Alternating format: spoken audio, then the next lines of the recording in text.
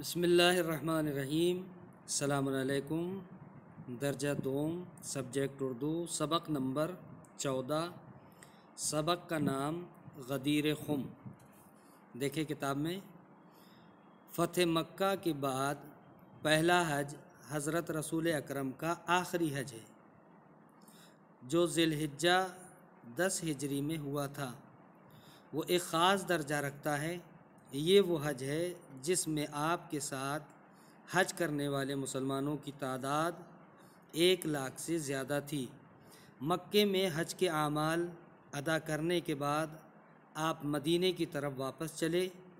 اصحاب آپ کے ساتھ تھے۔ جب یہ قافلہ مقام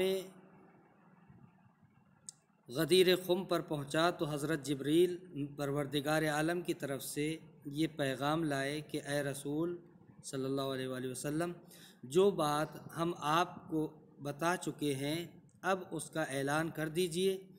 آپ نے جبریل سے کہا کہ میری قوم اس بات کو نہ مانے گی اور اس طرح مجھے خطرہ معلوم ہوتا ہے۔ جبریل واپس گئے اور دوبارہ پیغام لائے کہ آپ اعلان کر دیجئے، پروردگار عالم آپ کو لوگوں کے شر سے بچائے گا۔ یہ سننے کے بعد آپ نے اونٹوں کے کجاؤں کا منبر بنوایا، سارے مجمع کو دوپہر کے وقت کھلے میدان میں روکا۔ جو آگے بڑھ گئے تھے انہیں پیچھے بلایا، جو پیچھے رہ گئے تھے ان کا انتظار کیا، اور جب 1.25 لاکھ مسلمانوں کا مجمع اکٹھا ہو گیا تو آپ نے ایک خطبہ ارشاد فرمایا، جس میں یہ بتایا کہ میں عنقریب دنیا سے جانے والا ہوں۔ اس کے بعد آپ نے پوچھا کہ تم لوگ مجھے اپنا حاکم سمجھتے ہو یا نہیں؟ سب نے ایک ساتھ کہا جی ہاں۔ آپ نے فرمایا اچھا، جس کا میں حاکم ہوں اس کے علی بھی حاکم ہیں۔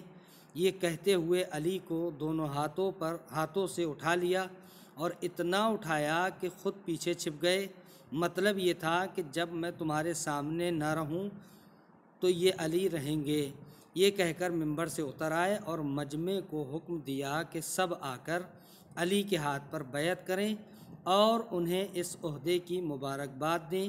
یہ سننا تھا کہ سارا مجمع مبارکباد کے لیے ٹوٹ پڑا۔ سب سے پہلے بعض نمایاں لوگوں نے مبارکباد دی اور کہا یا علی، مبارک ہو، آپ میرے اور ہر مومن مرد و عورت کے حاکم ہو گئے۔ یہ واقعہ ذی الحجہ کی 18ویں تاریخ کا ہے، اسی لیے ہم لوگ اس تاریخ کو جشن مناتے ہیں، محفلیں کرتے ہیں، نئے کپڑے پہنتے ہیں، عطر لگاتے ہیں، مولا کی ولایت پر ایک دوسرے کو مبارکباد دیتے ہیں، غدیر کی نماز پڑھتے ہیں اور اس کے اعمال بجا لاتے ہیں۔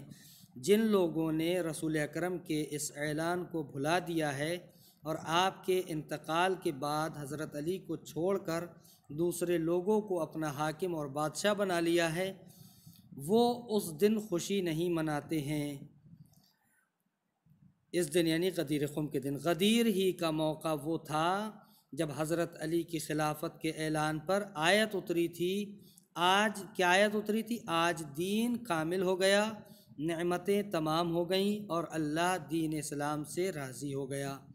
ہم کو اس خوشی کے موقع پر اللہ کا شکر کرنا چاہیے، اس کی عبادت کرنا چاہیے اور حضرت علی کے حکم کے مطابق زندگی بسر کرنے کا عہد کرنا چاہیے۔ آج کا آپ کا یہ سبق، وصلی اللہ علی محمد و آل محمد۔